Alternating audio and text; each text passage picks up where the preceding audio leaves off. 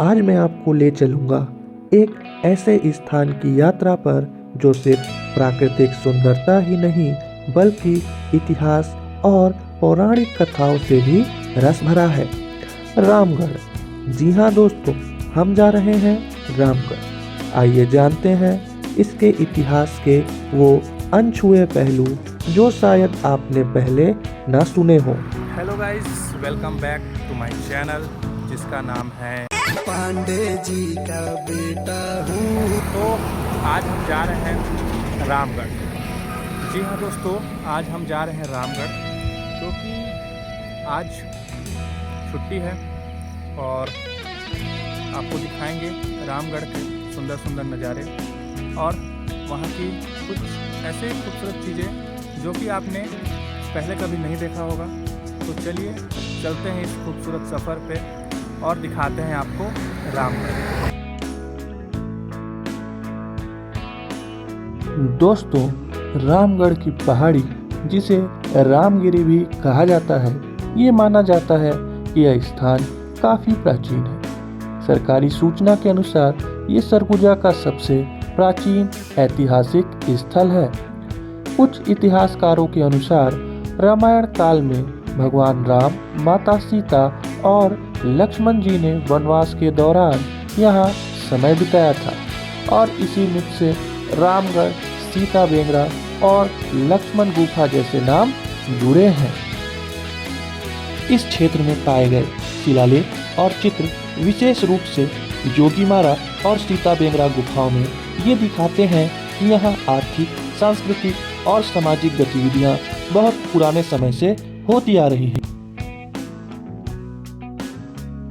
जोगीमारा और सीता बेंगरा गुफाएं रामगढ़ की पहाड़ियों के उत्तर भाग में स्थित हैं, जो कि 3री शताब्दी से पहले शताब्दी ईसा पूर्व के बीच की मानी जाती है। यहाँ की विशेषता है ब्राह्मी लिपि में शिलालेख और मैगधी भाषा के अंश। ये पुराने शिलालेख धार्मिक से आर्थिक, सामाजिक या सांस्कृतिक विषयों से संबंधित हैं।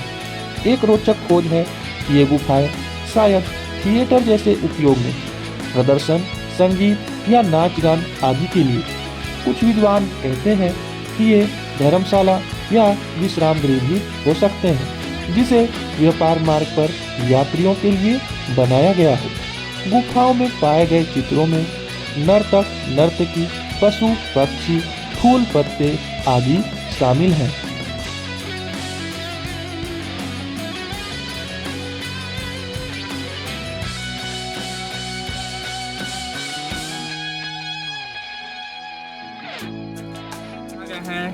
कहाँ है? सीता बेंगरा में। तो चलते हैं आगे और आपको दिखाते हैं सीता बेंगरा। तो आइए फटाफट आपको दिखाया जाए सीता बेंगरा। ये देखिए दोस्तों, ये रास्ता है यहाँ का जो कि अभी फ़िलहाल में ही बनाया गया है। और आपको एक चीज़ दिखाता हूँ मैं यहाँ पे। कौन कौन जानता है कि इसको क्या बोलते हैं? इसका कितना पैर है, काउंट करते करते तो आदमी का एक जीवन पार हो जाएगा। बहुत खतरनाक है और उतना ही सुंदर भी है। चलिए आगे चलते हैं और देखते हैं कि यहाँ पे और क्या ख़ास चीज़ है। आज मौसम काफ़ी अच्छा किया है, धूप एकदम निकला हुआ है, बारिश का भी तो नामो निशान नहीं है। तो पहले किधर चलें? पहले यहीं से स्टार्ट करते हैं। और ये आगे भी सीढ़ी है, सीढ़ी उड़ी बना दी है जिससे कि आने जाने वाले लोगों को आसानी हो जाए, आराम से आ सके, जा सके।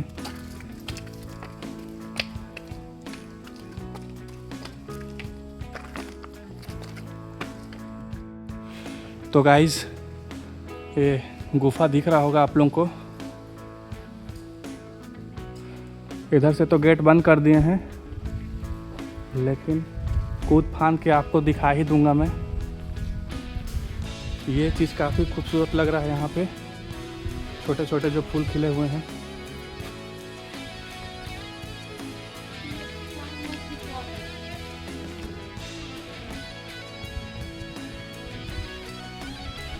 और इधर आगे तो कुछ नहीं है, आगे का सिस्टम सब हैंग है। तो घना घना जंगल और जंगल में हम अकेले। तो चलते हैं ऊपर और दिखाते हैं आपको ऊपर का सीन। तो गाइस अब हम लोग जा रहे हैं ऊपर की ओर। नीचे का तो आपको दिखा दिए, उधर का सिस्टम क्या है। इधर ऊपर आपको दिखाता हूँ। धूप अभी काफ़ी तेज़ है क्योंकि मौसम साफ है। तो हम लोग अभी इतना ऊपर आ गए हैं और अभी हम लोग जाएंगे। शिलालेख में एक ऐसी प्रेम कहानी का जिक्र है जो सुतनुका नाम की देवदासी और देवदीन नामक शिल्पकार से जुड़ी हुई है।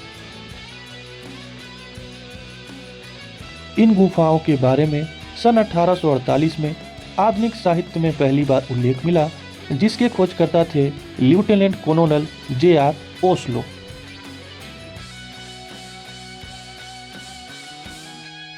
हम लोग वहाँ से चलते हुए इतना ऊपर देखिए यहाँ आ गए हैं और यहाँ पर राम जी की मूर्ति है और भी कुछ है, लेकिन इसमें समझ में नहीं आ रहा है कि क्या चीज़ का है।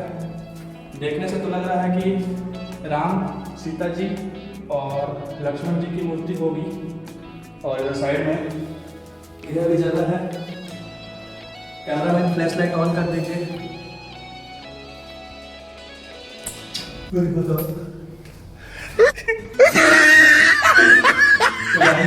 यहाँ पर जैसा कि आप लोग देख रहे हैं चमगादड़ है, इधर रहना सेफ नहीं है, इधर से बाहर निकलिए। सेम कंडीशन इधर भी है, आपको दिखाता हूँ। इधर भी चमगादड़ है तो उधर नहीं जाएंगे हम लोग। और यहाँ पे का सीन यही सेट है और यहाँ आप लोग देख सकते हैं छोटे छोटे गड्ढे बनाए हुए हैं जिसमें कि चावल का दाना वगैरह। कैमरामैन अच्छा से फोकस करो, इधर उधर का चीज़ मत देखो। और सच बताऊं तो ये जगह काफ़ी ठंडा है बाकी जगह के मुकाबले, और मेरा आवाज़ भी थोड़ा यहाँ इको हो रहा है। बस यहाँ का सीन कुछ इतना ही है, बाकी सब ठीक है। अब चलते हैं यहाँ से नीचे और फिर आपको दिखाते हैं नीचे का सीन। तो गाइस यहाँ का सीन बस इतना ही था, बाकी कुछ ऐसा खास तो नहीं है यहाँ देखने के लिए।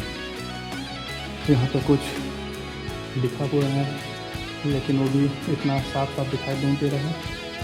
अब चलते हैं यहाँ से नीचे। तो नीचे उतरने का जगह इधर दिया है, सीढ़ी वगैरह बनाया गया है जिससे कि आप आसानी से नीचे जा सकते हैं और नीचे से फिर ऊपर आ सकते हैं। ऐसा माना जाता है कि वनवास के समय राम जी, सीता जी, लक्ष्मण जी यहाँ पे कुछ दिन रुके थे। एक गुफा उस तरफ भी है लेकिन वहाँ पे अभी ताला बंद है, जिस कारण हम लोग वहाँ पे नहीं जा सकते हैं। लेकिन हम लोग जहाँ आ सकते थे वहाँ का सीन आपको दिखा दिए हैं। अब चलते हैं यहाँ से आगे और फिर ऊपर चलेंगे जहाँ पे कि मेन उनका मंदिर है। तो चलिए चलते हैं। Lieutenant colonel J.R. ओस्ले ने रामगढ़ के मंदिर और एक सुरंग के बारे में संक्षिप्त विवरण प्रदान किया था। बाद में 1873 में वी वेलेंटॉल बॉल ने इस क्षेत्र की विस्तृत रिपोर्ट प्रदान की। 1903 से 1904 में डॉक्टर थियोडोरे बलूच ने यहाँ की गुफाओं का विश्लेषण किया और शिलालेखों का अनुवाद किया। एक फ्रांसीसी विद्वान अब्बे वेयर ने भी इस शिलाप्रति के आधार पर शिलालेखों का अध्ययन किया। इन अध्ययनों से पता चलता है कि 2000 वर्ष से भी पुराने ये चित्र और शिलालेख सिर्फ कलात्मक नहीं बल्कि सामाजिक जीवन, प्रेम, संगीत आदि की झलक देते हैं। स्थानीय मान्यता है कि महाकवि कालिदास ने यहीं से मेघदूत की प्रेरणा ली थी, क्योंकि ये स्थान रामगिरी के नाम से प्रचलित था और कवि काव्य, नाट्य आदि के लिए उपयुक्त प्राकृतिक मंच भी था। शास्त्रीय साहित्य और नाट्य शास्त्र में भी गुफाएं जैसे स्थल जहां भाषा, संगीत, नाट्य का प्रयोग होता है, उनका विशेष महत्व है। जोगीमारा सीता बेंगरा इस संदर्भ में उल्लेखनीय उदाहरण है। प्रेम गीतों, नर्तक नर्तकीय प्रदर्शन और शोभा यात्राओं जैसे आयोजन यहाँ संभवतः प्राचीन समय से होते रहे होंगे।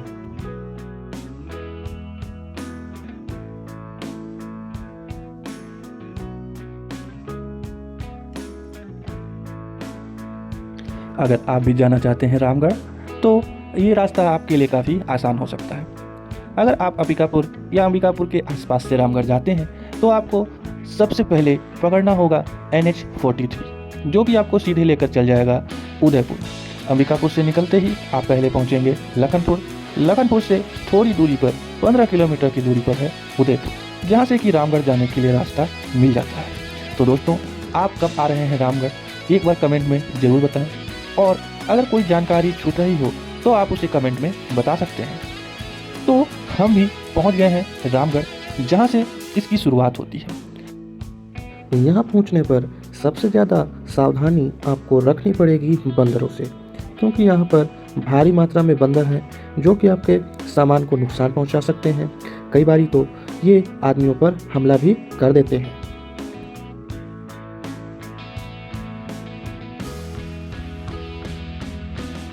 तो गाइस, फाइनली हम लोग अपने डेस्टिनेशन पे पहुंच गए हैं, और यहाँ से स्टार्ट होता है इसका असली सीढ़ी। कितना सीढ़ी होगा देखते हैं, गिनना तो मुश्किल है, लेकिन अंदाजन बताएंगे कि यहाँ कितना सीढ़ी है। तक यहाँ लिखा हुआ है कि राम वनगमन मार्ग है, सीता बेंगरा 3 किलोमीटर है, चंदन मिट्टी 0 किलोमीटर।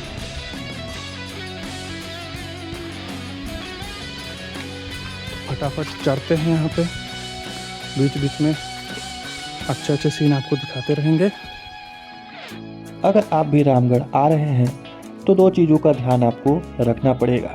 पहले तो अपने पास कुछ थोड़ी बहुत खाने की सामग्री रखनी होगी, और साथ में पानी का बोतल। और बंदरों से बचने के लिए आपको रखनी पड़ेगी एक स्टिक, जिससे कि बंदर आपको परेशान ना करें। तो हम भी धीरे धीरे ऊपर की ओर चढ़ रहे हैं, और आप देख ही रहे होंगे कि कितना सुंदर यहाँ का दृश्य है।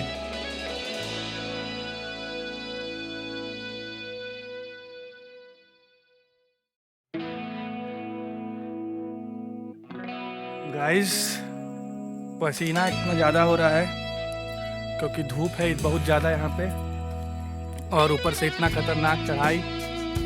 पता किए एक भैया से, तो बोले कि टोटल 530 या 531 सीढ़ी है, जिसमें से कि अभी हम लोग, लगता है मेरे को 100 सीढ़ी भी पार नहीं किए होंगे। और हालत एकदम ख़राब हो गया है, पसीना से सोरो बोरो हो गया हूँ, मतलब भीग गया हूँ। तो चलते हैं अब आगे, जहाँ तो पड़ेगा ही, अब आए हैं तो जाएंगे ही। चलिए धीरे धीरे बढ़ते हैं। और बहुत ज़्यादा यहाँ पे बंदर भी है, तो बंदर से बचने के लिए ये पेड़ कबाड़ के रख लिया हूँ मैं, कि अगर बंदर हमला करेगा तो उसको इसी से फिर दिया जाएगा, सबक सिखाएंगे।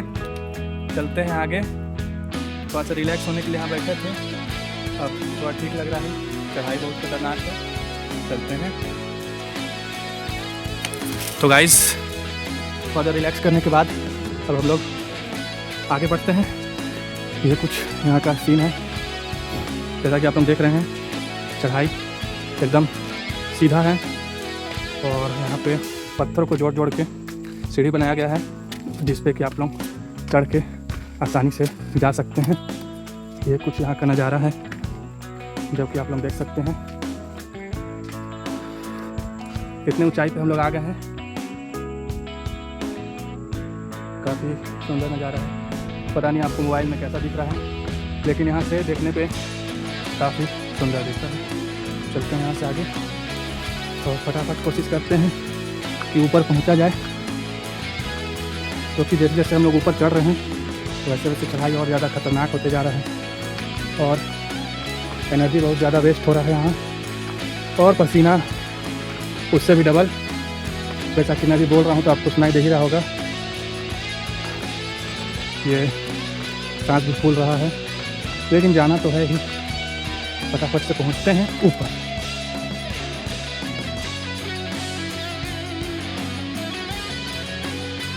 कितना पसीना और थकान, इस सीन के आगे सब चीज़ भूल गया मैं।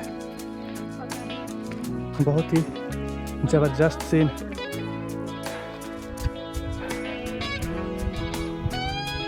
पता नहीं मोबाइल के कैमरे में अच्छा दिख रहा है कि नहीं दिख रहा है, लेकिन सामने से बहुत सुंदर है। गाइस, एनर्जी वापस आ गया, क्योंकि सीन कुछ ऐसा है।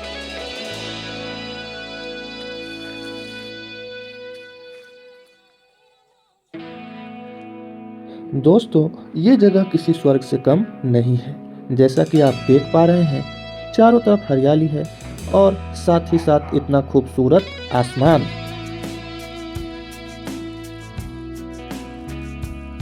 रामगढ़ पहाड़ी की ऊंचाई लगभग 460 मीटर और यहाँ पे एक और गुफा है जिसका नाम है सीता बेंगड़ा, जो कि रामगढ़ का ही एक पार्ट है। उसकी ऊंचाई लगभग 980 मीटर मानी जाती है। रामगढ़ एक ऐसा स्थल है जो हमें हमारे अतीत से जोड़ता है, जहाँ की इतिहास, पौराणिक कथाएं और प्रकृति सब एक साथ सांस लेते हैं।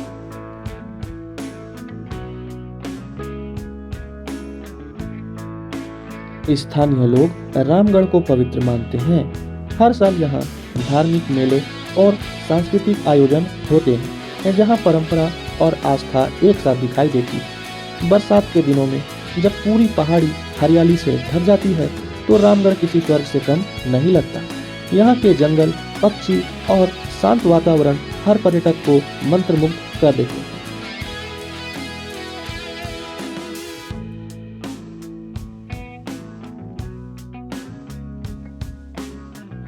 कहा जाता है जब माता सीता वनवास में थी तो उन्होंने रामगढ़ की इन गुफाओं में कुछ समय बिताया था।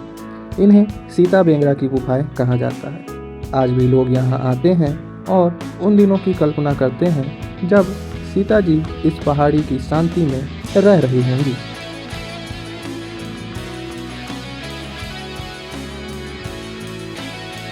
जैसा कि आप सभी अभी अगल बगल देख ही रहे होंगे, जब बरसात होती है तो पूरी रामगढ़ की पहाड़ी हरे कालीन से ढक जाती है। घने जंगलों से आती ठंडी हवाएं और पक्षियों की चहचहाहट यात्रियों को एक अद्भुत शांति का एहसास कराती है। यहाँ की प्राकृतिक सुंदरता हर मौसम में अपना अलग ही रंग दिखाती है, जो कि देखने में काफ़ी सुनहरा और आकर्षक लगता है। तो फाइनली हम 531 सीढ़ी चढ़ते हुए अब रामगढ़ मंदिर के और भी करीब आ चुके हैं। अब यहाँ से कुछ ही दूर बचा है, तो चलिए चलते हैं और आपको दिखाते हैं रामगढ़ के चोटी पर स्थित श्री राम जानकी जी का मंदिर। फाइनली हम लोग यहाँ मंदिर ऊपर पहुँच गए हैं। जैसा कि आप लोग देख सकते हैं, ये यहाँ का मंदिर है, श्री राम जानकी मंदिर, रामगढ़।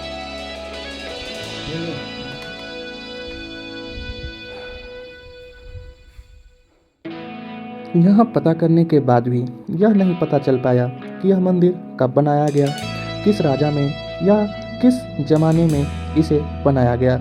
इसके बारे में कोई भी ठोस सूचना नहीं मिली। मंदिर की शैली, निर्माण सामग्री, मूर्तियों की स्थिति आदि के बारे में भी पूर्ण विवरण नहीं मिल पाया और ऐसी कोई पुरातात्विक रिपोर्ट या सरकारी संरक्षण का दस्तावेज भी नहीं मिला जिसमें इस मंदिर की प्राचीनता या महत्व को बताया गया हो।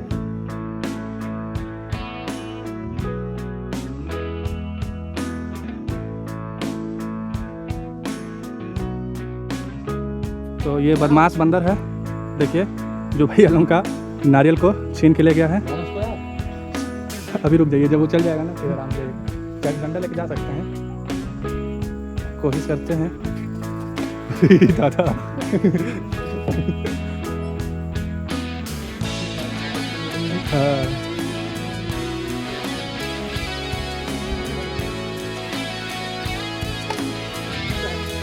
पिछली बार उधर फाइनली हम लोग दर्शन कर लिए, पूजा वूजा कंप्लीट कर लिए। यहाँ पे आने के बाद काफ़ी अच्छा लग रहा है, एकदम थकान तो ख़त्म हो गया है और मौसम एकदम ठंडा है। कुछ देर यहीं बैठेंगे, यहीं पे आराम करेंगे और फिर चलेंगे यहाँ से नीचे। आप लोग कब आए हो रामगढ़ या कब आना चाहते हो कमेंट में ज़रूर बताना। चलिए चलते हैं हम यहाँ से। तो फाइनली दर्शन वर्शन करने के बाद अब हम लोग निकल रहे हैं यहाँ से और फिर चलेंगे यहाँ से नीचे। अगर आप यहाँ आना चाहते हैं तो सबसे आसान रास्ता है अंबिकापुर से निकलकर लखनपुर रोड होते हुए उदयपुर और फिर यहाँ रामगढ़। आने का सबसे अच्छा समय है अक्टूबर से मार्च, इसके बीच में ही आप यहाँ आए तो ज़्यादा बेहतर होगा, क्योंकि उस समय मौसम सुहाना होता है और नज़ारे साफ दिखाई देते हैं। मौसम काफ़ी ज़्यादा मस्त हो गया है, एकदम बादल वगैरह छा रहा है, लग रहा है बारिश भी होगा। देखते हैं अगर बारिश हो जाएगा तो कहीं छुपने का जुगाड़ बनाएंगे। बाकी मोबाइल में दिख रहा होगा आप लोगों को, मौसम एकदम मस्त हो गया है, बादल एकदम आप लोगों को दिख रहा होगा, ऊपर आ गया है बादल। श्री राम जानकी मंदिर एक ऐसा स्थान है जहां आस्था, इतिहास और प्रकृति तीनों एक साथ मिलके हैं। अगर आप छत्तीसगढ़ की यात्रा पर हैं तो इस पर्वत की ऊंचाइयों पर स्थित मंदिर का दर्शन जरूर करें। यही महसूस होगा कि क्यों इसे लोग रामायण का जीवंत अध्याय कहते हैं।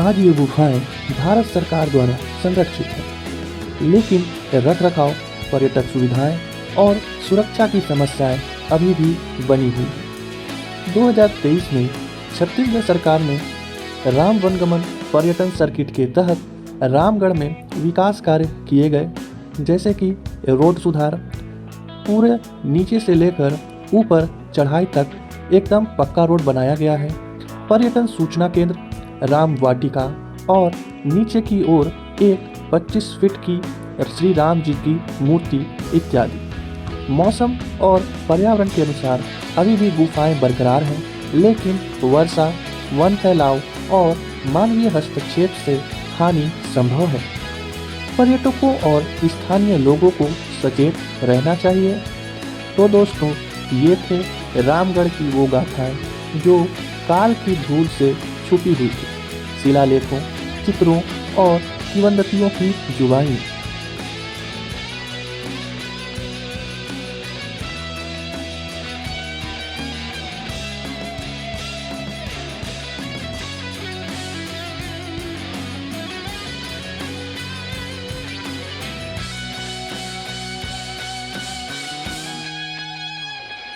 तो अब हम वापस 531 सीढ़ी उतरते हुए नीचे आ चुके हैं।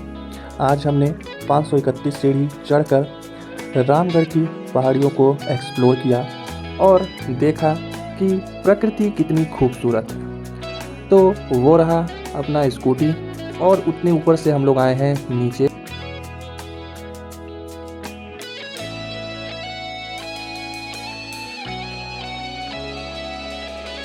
रामगढ़ की पहाड़ियों से नीचे उतरते हुए भी आपको कई सुंदर सुंदर दृश्य दिखाई देंगे। जैसा कि आप अभी देख पा रहे हैं, रोड की व्यवस्था काफ़ी अच्छी है, जो कि पर्सनली मुझे बहुत अच्छा लगा, ताकि लोगों को आने जाने में, घूमने फिरने में किसी तरह की कोई परेशानी नहीं हुई।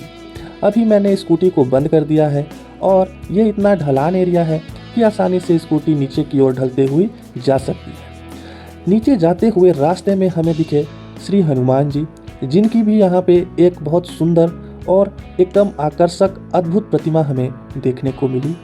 तो आप भी देख सकते हैं बजरंगबली की ये प्रतिमा आपको जाते समय भी दिखेगी और आते समय भी। तो चलिए अब यहाँ से नीचे उतरते हैं।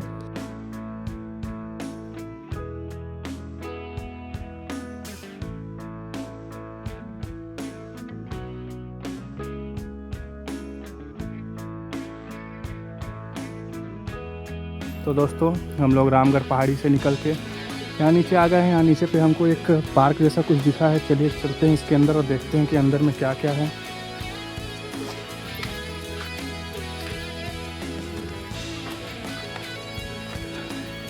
यहाँ पे कुछ ऐसा सीन है और यहाँ पे लिखा है राम वनगमन पर्यटन परिपथ। और सामने में आपको दिख रहा होगा श्री राम जी का बड़ा सा मूर्ति है।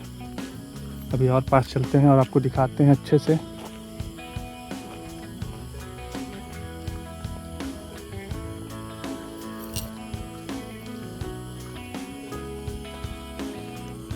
इधर भी अच्छा गार्डन वगैरह बनाने का कोशिश किया गया है, जो कि काफ़ी अच्छा लग रहा है। और थोड़ा अंधेरा होने के बाद यहाँ का मौसम कुछ ज़्यादा ही सुंदर दिखता होगा। अभी तो धूप है और हल्का हल्का बादल भी किया हुआ है।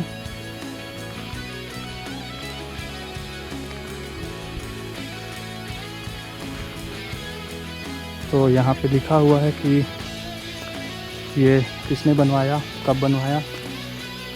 तो आप लोग इसका स्क्रीनशॉट लेके पढ़ सकते हैं आराम से। चलिए चलते हैं ऊपर।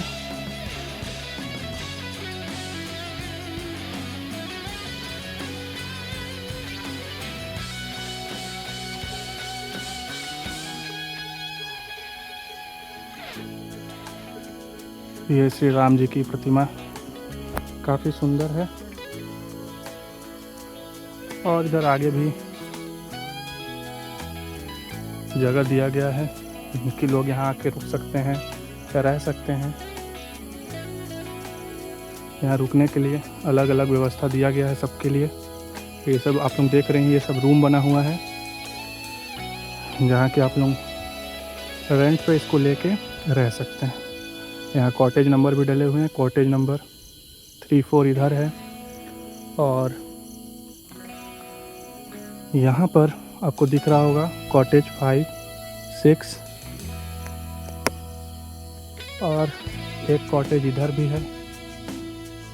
तो यहाँ अगर आप लोग आते हैं रामगढ़ में और अगर आपको रुकने का व्यवस्था चाहिए तो आप यहाँ आके रुक सकते हैं। जो मेन एंट्रेंस है, एंट्रेंस के पास में ही आपको दिख जाएगा ये गेट। इस गेट से अंदर आना है। उसके बाद आपको यहाँ जाना है। मेन ऑफिस इसी के अंदर है, यहीं जाकर आपको बात करना पड़ेगा। और फिर उसके बाद आपको रुकने के लिए यहाँ पर कॉटेज मिल जाएगा।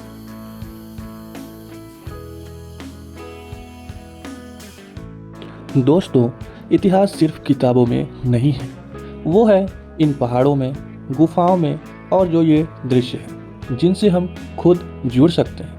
अगर आप इतिहास में रुचि रखते हैं या संस्कृति परंपरा से आकर्षित हैं तो रामगढ़ आपके लिए एक अनमोल खजाना है। तो यही सफ़र हमारा ख़त्म होता है और हम वापस आ जाते हैं अंबिकापुर। अंबिकापुर आते समय भी रास्ते में हमें कुछ खूबसूरत दृश्य देखने को मिले, जो मैं आप सबको भी दिखाना चाहूँगा। तो देखिए और आनंद लीजिए।